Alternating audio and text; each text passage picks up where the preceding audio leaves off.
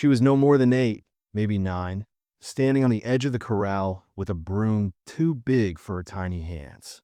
The wind had picked up dust from the dry earth, spinning it around her boots as she swept slow, tired circles on the porch of the ranch house. Her thin arms moved like they'd already been working all morning. The sun wasn't even high yet, but sweat clung to her brow, and a smudge of dirt crossed her cheek like a bruise. No one told her to clean. No one was there to see her do it. But she swept anyway, careful and quiet, like the world would fall apart if she didn't keep things in order. Her name was Josie, and that morning, she hadn't spoken a word to anyone. She hadn't eaten either. She just got up, slipped out the back of the bunkhouse before the others stirred, and started sweeping. Because it was what her mama used to do. Josie had come to the ranch a week ago with her mother. They weren't supposed to be there long, just until her mama could talk to the ranch owner about work. But something happened the day they arrived. Her mama went into the big house with a man who'd offered to help, and she never came back out. Not to Josie, anyway. Someone told her mama left in the middle of the night. Another said she ran off with a drifter. But Josie knew better. Her mama wouldn't leave without her. Not ever. No one paid her much attention after that. A couple of the hands said she could sleep in the bunkhouse if she stayed out of the way. So she did. She watched. She listened. And when the mornings came, she worked. It was the only thing she knew to do to keep from falling apart. The men mostly ignored her.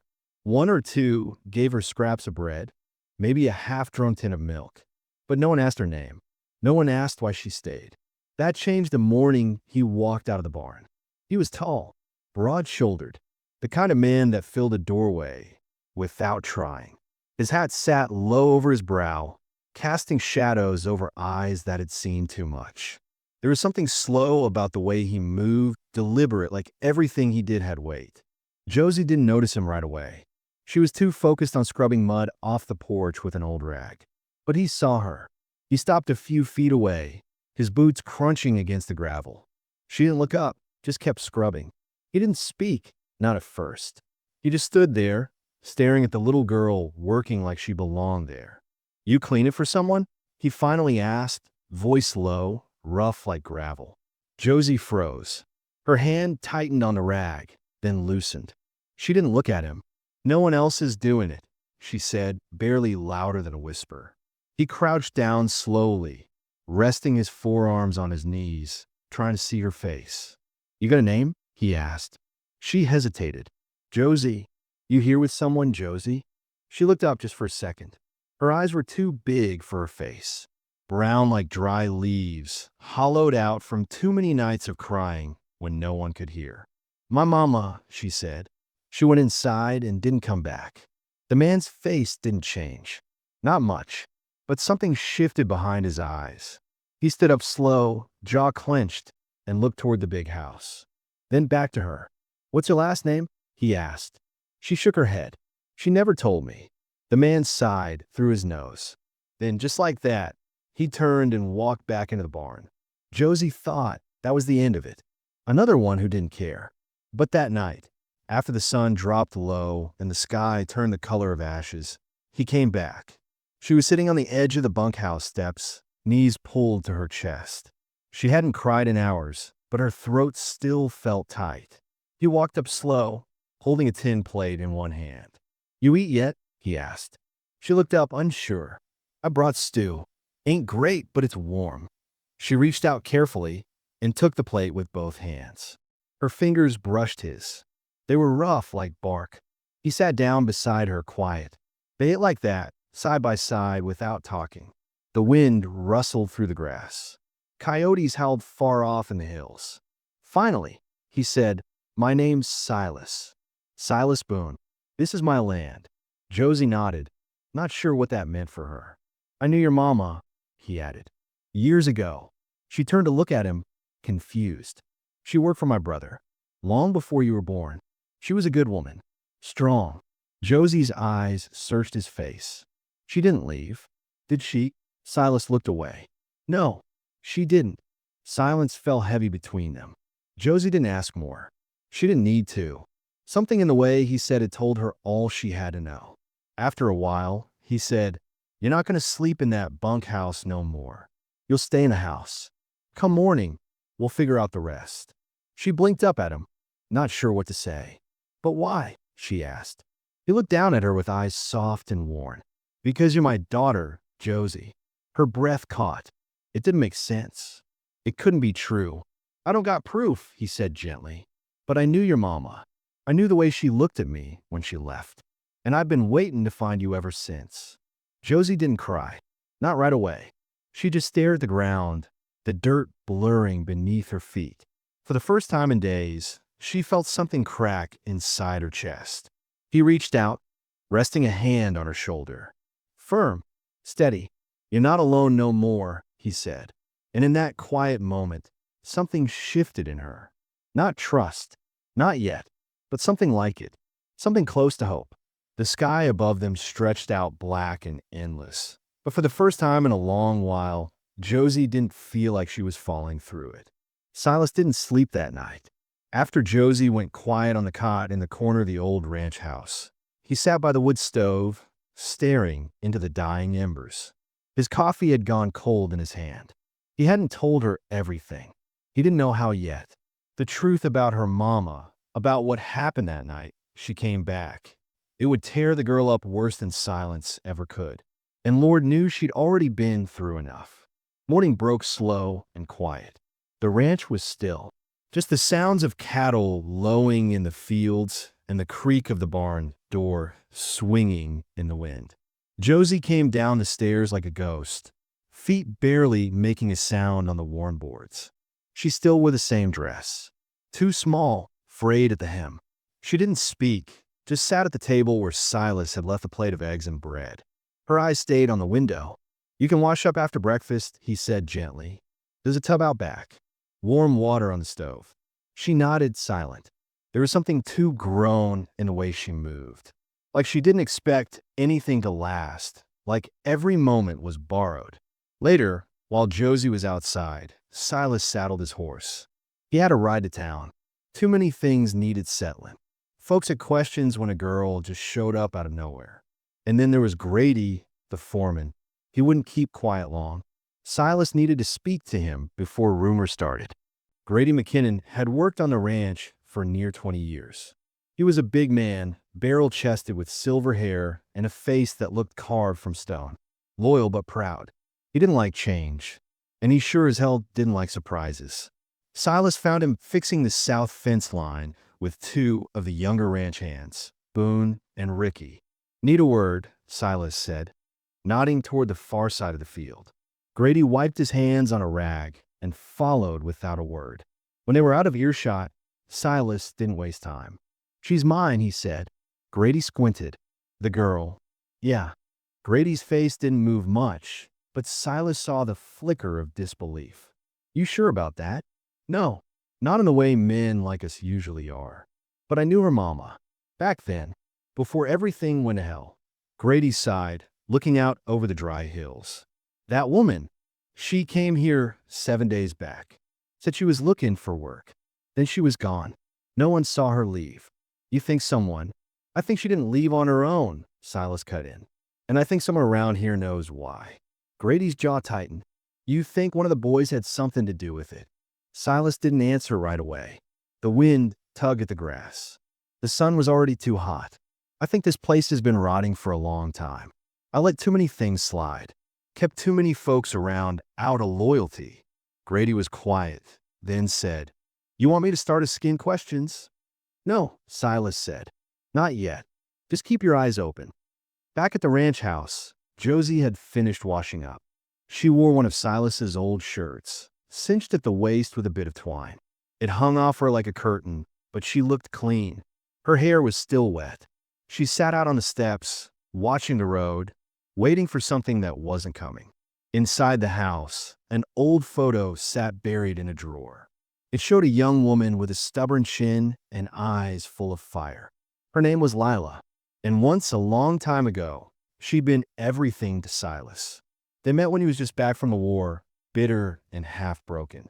She worked at the general store in Caldwell Ridge, always humming to herself, never afraid to speak her mind. Lila never needed rescuing. That's what drew him in. But she left one spring night, saying she needed space. Said Silas had too many ghosts chasing him, and she didn't want to be one of them. He never saw her again after that, until she showed up on his ranch, nearly 10 years later, holding a little girl's hand. That night, Silas had found her arguing with someone behind the barn. He only caught the end of it. A man's voice. Angry. She looked scared when she saw Silas. She didn't explain, just asked if she could stay the night. He said yes, of course. But when morning came, she was gone. Josie was alone. Silas didn't believe she left willingly. The ranch hands told different stories, none of them adding up. Ricky claimed he saw her walking toward the road, but Boone said she never passed him on gate duty. Something was off, and Silas was going to find out what. Later that afternoon, Josie followed Silas into the barn. She stayed close to the walls, like she was afraid of being noticed. "Do you really think you're my daddy?" she asked suddenly. Silas looked up from the tack he was oiling. "I don't know for sure," he said honestly, "but I want to be, if you'll let me." Josie stared at him, her face unreadable. Then she said, "Mama used to say I had a mean streak like someone she knew once." She said he was kind, but didn't smile much. Silas chuckled low. "Sound about right." Josie came a little closer. She said he was a good man, but sad. Silas nodded slowly. "Yeah, that too." Their quiet moment was broken when the barn door creaked open and Boone stepped in. He was tall and lean, a smirk always playing at the corner of his mouth. He stopped short when he saw Josie. "Didn't know we were talking in strays," he said. Silas stood. "She ain't a stray." Boone looked her up and down. "She don't look like no Boone." "She doesn't need to," Silas said coldly. Boone raised his hands in mock surrender. "Just saying. A lot of mouths to feed already." Silas stepped closer, his tone steel. "You don't like it. You know where the road is." Boone hesitated, then gave a crooked smile. Didn't mean nothing by it. As he walked away, Silas watched him go, his jaw tight. Something about Boone's easy tone didn't sit right. He'd always been slippery, too clever for his own good. That night, Silas double-checked the locks on the doors. Josie was asleep on the cot again, curled up under an old quilt. He sat by the window, rifle within reach. There were too many unanswered questions and too many men on his land who knew how to hide things. As he sat in the dark, he thought of Lila's last look. The fear in her eyes. The way she clutched Josie's hand like it was the only thing keeping her upright. He should have done more that night. Should have stayed with her. Asked harder questions.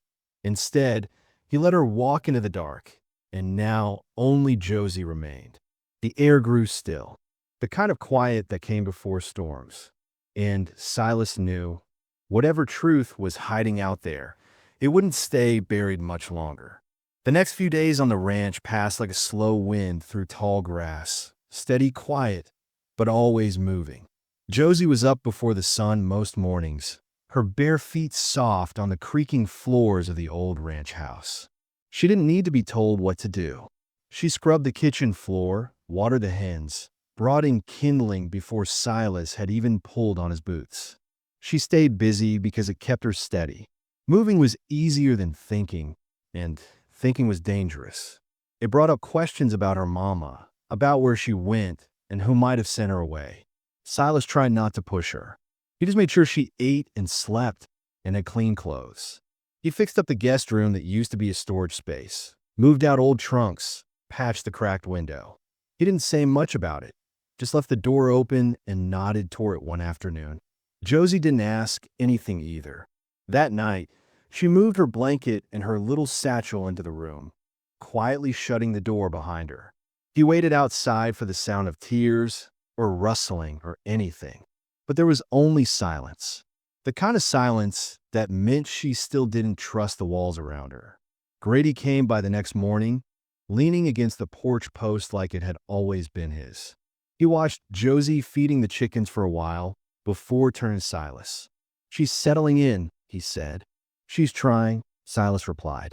Grady took off his hat, ran a hand through his graying hair. "You sure you're up for this? Raising a kid again? Especially now?" Silas looked out at Josie. She had a bucket in one hand, scattering grain like she was painting the air. I ain't got a choice, he said quietly. She's all that's left.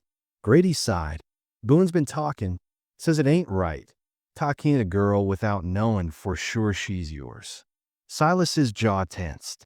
Boone talks too much. He's stirring the others. Wants to know what happened to the woman. Her name's on folks' tongues, even if they won't say it out loud. Silas leaned on the railing. Let them talk.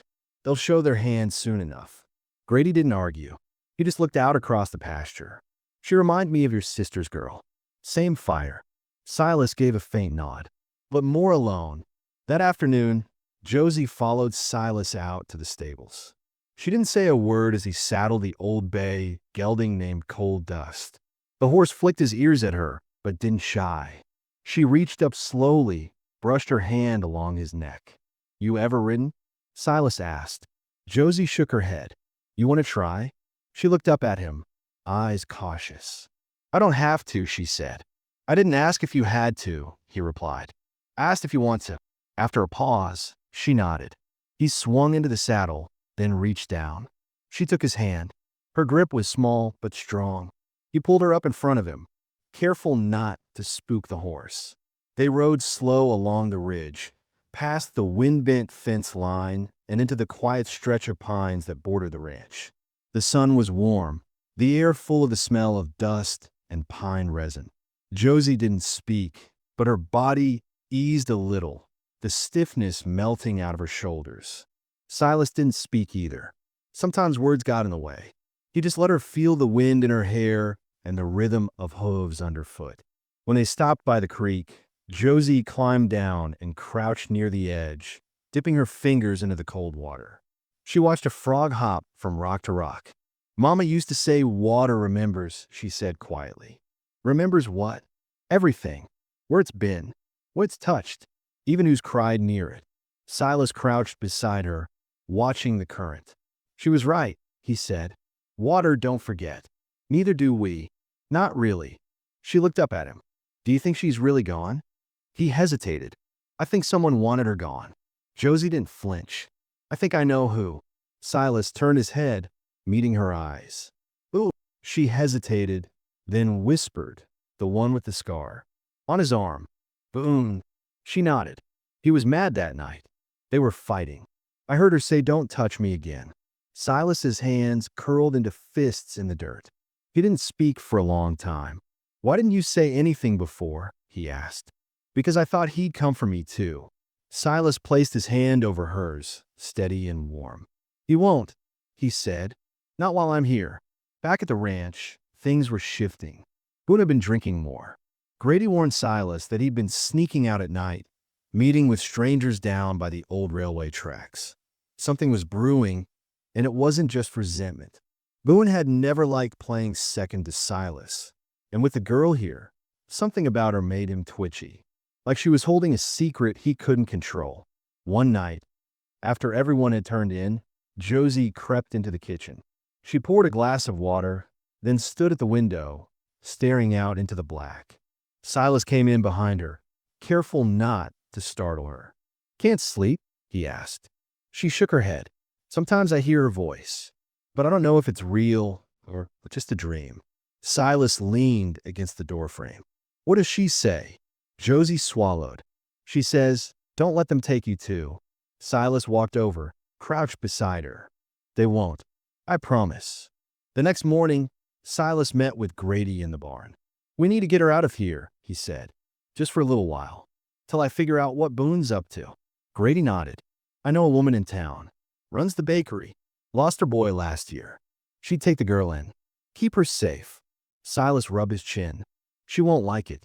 She already feels like she's being pushed out again. Then tell her it's temporary. Tell her it's for you. Later that day, Silas sat Josie down at the table.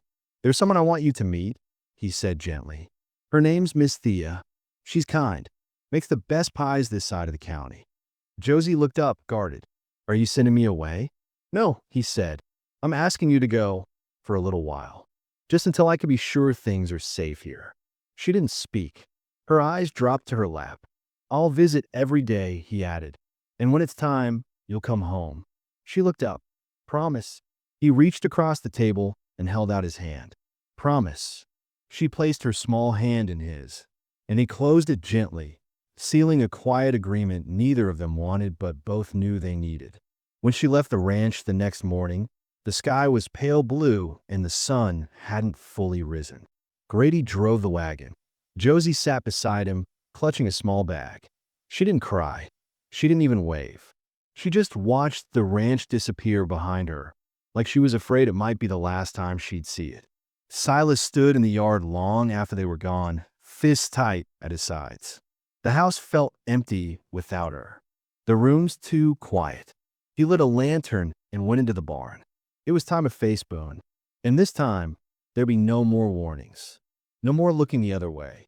Boone had taken one life, maybe more, and Silas wasn't about to let him steal Josie's too. That night, Silas found Boone by the old well behind the stables, half drunk and muttering to himself. She wasn't even supposed to be here. Boone spat when Silas confronted him. She just kept asking questions. And I didn't mean to. Silas didn't raise his voice. He didn't need to. His words cut clean through the night. He laid a hand on her. Boone's eyes flicked out wild. She was going to ruin everything. She said she'd tell you. Said she'd take the girl and go to the law. And so you killed her? Boone didn't answer. He just took a step back. But Silas followed. You buried her? Where? Still nothing. Silas's voice cracked. Where, Boone? Boone finally cracked. Behind a ridge. Under the cottonwoods. Silas closed his eyes. He turned away, then back again, and hit Boone square across the jaw. The man dropped like a sack of grain. It wasn't over yet. Not even close. But Silas had the truth now. He would take Boone to the sheriff himself. He'd find Lila's grave. He'd give her peace. And most of all, he'd bring Josie home. This time for good. The ridge was quiet, but not in a peaceful way. It was the kind of quiet that pressed in on a man's chest, made it hard to breathe. Silas stood under the cottonwood trees where Boone said he'd buried Lila. The earth looked undisturbed, but Silas knew better. He'd brought a shovel. Grady stood nearby, hat low, silent. They didn't speak. They just dug. The dirt was hard-packed at first, but after a few feet, it softened. Too soft for this part of the land. That's when Silas knew Boone had told the truth. The cloth came up first, dark, dirty, stuck with roots. Then the hair.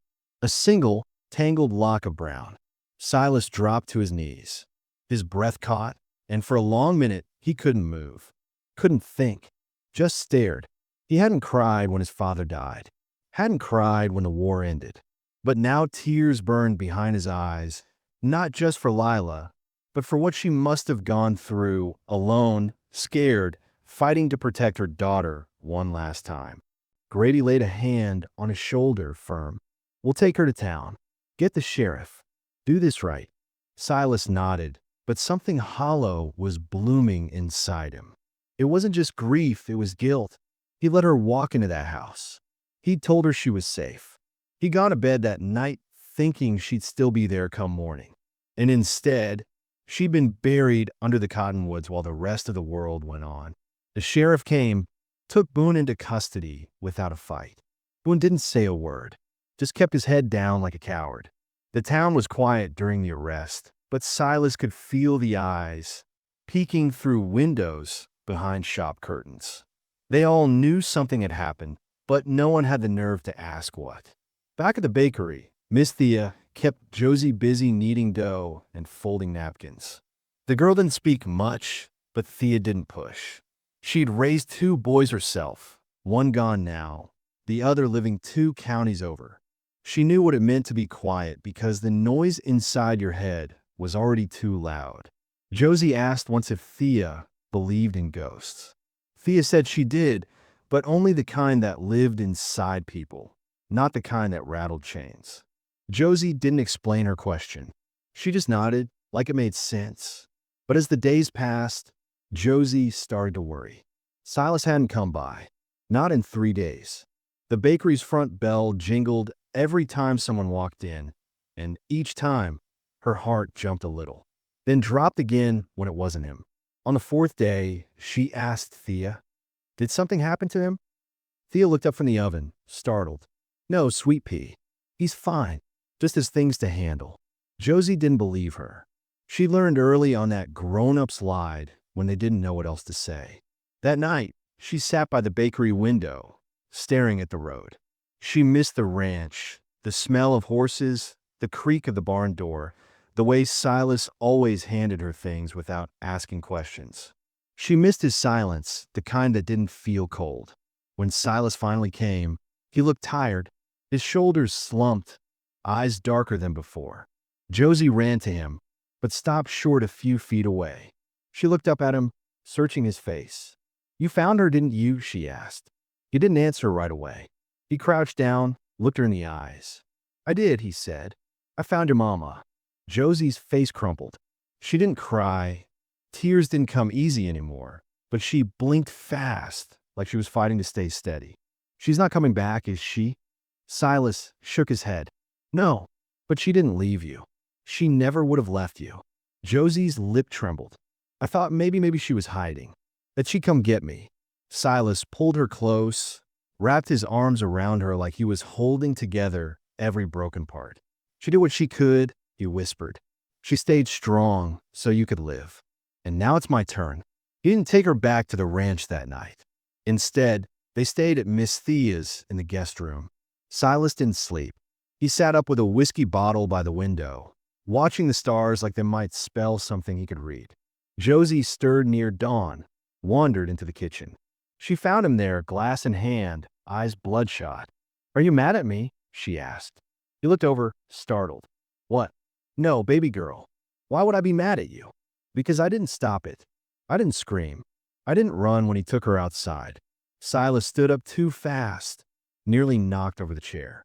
He crossed the room in 2 steps and knelt in front of her. "Josie, no," he said, voice shaking. "You were a child. None of this is your fault. You hear me?" Her eyes filled with tears, finally, and she nodded. "I was just so scared." "I know," he whispered. "I know you were. But you're safe now, and you're not alone." They stayed like that until the sun rose. A week later, they returned to the ranch. The men had gone quiet. Grady kept the place running, but the mood had shifted. Some of the hands had quit, unwilling to work for a man who turned in one of their own. Others stayed, silent out of shame or fear.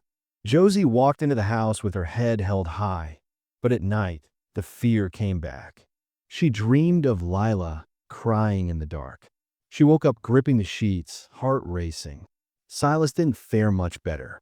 He kept thinking about the way Boone never apologized, never even looked sorry. Some part of Silas wanted vengeance, not justice. And that scared him more than anything, what it meant about the man he was becoming. He tried to be gentle with Josie. He brought her a puppy one morning, small and clumsy with 2 big paws. She named it River, said it reminded her of her mama. Always moving, never stopping.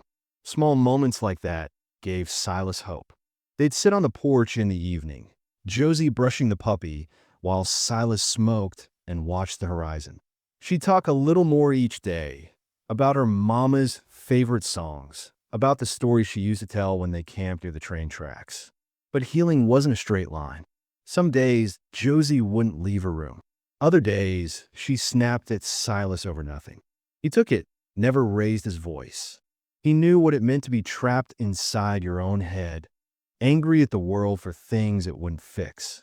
One night, after a long silence, she asked him, "Do you think she'd be proud of me?" Silas blinked, caught off guard. "I think she'd be proud of how strong you are, and how much of her I see in you." Josie's voice wavered. "Sometimes I'm scared I'll forget her." "You won't," he said. "She's in everything you do." She leaned against his side and didn't move for a long time.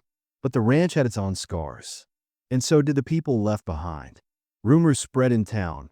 Some folks said Boone wasn't working alone, that others helped cover it up. Silas didn't have proof, but his gut told him Boone had friends who stayed quiet when they shouldn't have. He started watching people more closely, kept a ledger of who came and went, who looked him in the eye. He wasn't sure what he'd do if he found more names, but he knew he couldn't let the past repeat itself. One afternoon, Grady handed him a small box. Inside were old letters, Ones Lila had written before she came back. They'd been found in the bunkhouse, buried in the bottom of Boone's trunk. Silas read them one by one. Most were to her sister, a woman out in Kansas. But one was to him. If you're reading this, I guess I didn't make it. I should have come sooner. Should have told you everything. But I was scared. Not of you. Of what I'd lost. Of how you'd look at me. But I had to come back for Josie. She deserves better. Maybe that's you. Maybe it's not. I just needed her to have a chance. He folded the letter carefully, tucked it in his coat pocket. Later that night, Josie sat at the table sketching with a pencil Silas had given her. She drew a horse first, then a little girl on its back.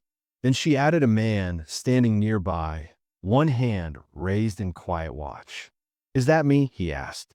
She smiled, the first real smile he'd seen from her in weeks. "Yeah, but I made your nose smaller." He laughed, and it felt like breathing for the first time in days. There were still things they hadn't said, still nights when the dark felt too big. But for now, they had each other, and that, finally, was enough to keep going. The summer heat clung to the ranch like a heavy blanket, thick and unmoving. The days had grown longer, slower, but something unspoken was building in the air.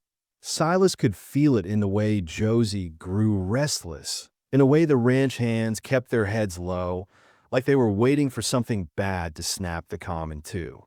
It had been almost a month since Boone was arrested and the grave under the cottonwoods uncovered. Josie had stopped asking questions, but that didn't mean she'd stopped needing answers. One evening, Silas found her in the barn, sitting in a hay loft with her arms wrapped around her knees. The puppy River was curled beside her, panting in the heat. "You didn't come in for supper," he said from below. She didn't move. He climbed the ladder slowly, his knees creaking under the weight of age and memory. When he reached the top, she didn't look at him. Her face was distant, eyes fixed on the dark outline of the mountains far beyond the ranch. "I saw her," Josie said softly, "in my dream last night. Mama." She was walking through water, holding her shoes in her hands. She looked at me, but didn't say anything, just smiled like she was sorry. Silas sat beside her, brushing dust off his jeans. "What do you think it meant?" he asked. Josie shrugged. I think she was trying to say goodbye. For real this time." They sat in silence, the barn groaning in the warm breeze. Then, with no warning, Josie blurted, "I hated her." Silas turned his head slowly. "I hated her for leaving me," she continued. "Even though I knew she didn't want to. Even though I knew she didn't have a choice. I still hated her. And then I hated myself for thinking it. Like I'd wished her gone." Silas didn't say anything. He just let her speak. The words were coming out like a flood now. "And I hate Boone. I hate that he's still breathing when she's not. I hate that he gets to sit in a cell and eat meals and see the sun. I want him to hurt. I want him to feel what she felt when she was scared and alone." She was shaking now. Not crying, shaking. Her whole body tense, like it couldn't hold the weight anymore. Silas reached out, put a hand on her back. "Steady. Quiet. It's okay to feel that," he said. "It don't make you bad. It makes you human." She looked at him, tears standing in her eyes. "Do you hate him too?" Silas nodded slowly. "I do. More than I've hated anyone." "Then why haven't you done anything?" she asked, her voice cracking. "Why haven't you gone to that jail and—" "Because hate's a fire," he interrupted gently. "It'll burn through everything if you let it. And once it starts, it don't stop where you want it to." She looked down, silent. Silas exhaled hard. "I've spent half my life trying not to become the man my father was. Angry, cruel, always ready to raise a fist. When I came back from the war, that fire was already lit in me. Your mama, she saw it. And that's why she left. She didn't want to be caught in that blaze." Josie's eyes widened. "So she ran from you?" "She ran to protect herself. And maybe she was right. I wasn't ready to be someone's safe place back then." He looked down at his hands, calloused and rough. "But I'm trying now. With you." Josie leaned into his side, resting her head on his arm. They stayed that way until the sun dipped below the ridge, casting long shadows over the barn. Later that night, Silas sat at the kitchen table, flipping through the old letters Lila had written. One stood out, a short one, addressed not to him or her sister, but to Josie. It was dated 2 years back. He missed it the first time. To my sweet girl, if anything happens to me, I need you to know that I loved you every day of your life. I made mistakes, big ones, but you were never one of them. You were my reason. If you ever feel lost, find a ranch. Find Silas. He's not perfect, but he loved me once. And I think maybe he could love you too. Silas wiped a hand across his face and carefully slid the letter into an envelope. The next morning, he left it on Josie's pillow without saying anything. She didn't speak about it for 2 days. Then, one evening, as they sat by the corral watching the horses, she said she trusted you. He nodded. I didn't deserve it then, but I'll spend the rest of my life trying to now. That weekend, they went into town together for the first time since everything happened. Josie held his hand as they walked down Main Street. Some people stared. Others nodded respectfully. Boone's arrest had made headlines in the local paper. People knew what happened, even if they didn't say it aloud. At the general store, Mrs. Latham, a woman who used to hire Lila for cleaning jobs, came over. She was older now, slower but kind-eyed. You must be Josie, she said, kneeling slightly. You look just like her. Josie looked unsure but nodded. Mrs. Latham looked up at Silas. She'd be proud of both of you. Back at the ranch, the weight didn't disappear, but it got lighter. Josie began to open up more. She asked to ride coal dust again. She painted a picture of her mama from memory, then gave it to Silas, framed in old barnwood. But one evening, everything nearly fell apart. Silas had gone into town to speak with the sheriff about the trial. Josie was in the barn brushing River when someone opened the door behind her. It was Ricky, one of the younger ranch hands who'd always kept quiet. She hadn't seen him much since Boone was arrested. He leaned against the stall, arms crossed. You know, folks are saying your mama got herself killed by sticking her nose where it didn't belong, he said casually. Josie froze. Her fingers tightened on the brush. She was asking too many questions, making threats. Boone wasn't the only one who had enough. Josie turned slowly. Her voice was low and clear. Did you help him? Ricky smiled, but it didn't reach his eyes. I didn't stop him. She stared at him, heart pounding. The puppy growled low. He stepped forward. You're a lot like her, you know. Mouthy, brave. That don't always end well. Before he could say another word, Silas stepped into the barn. His voice was sharp. Get off my land, Ricky. Ricky spun, startled. Silas walked forward, fists clenched. You so much as breathe near her again, I'll forget what the law says. Ricky hesitated, then slunk away without another word. Josie was shaking.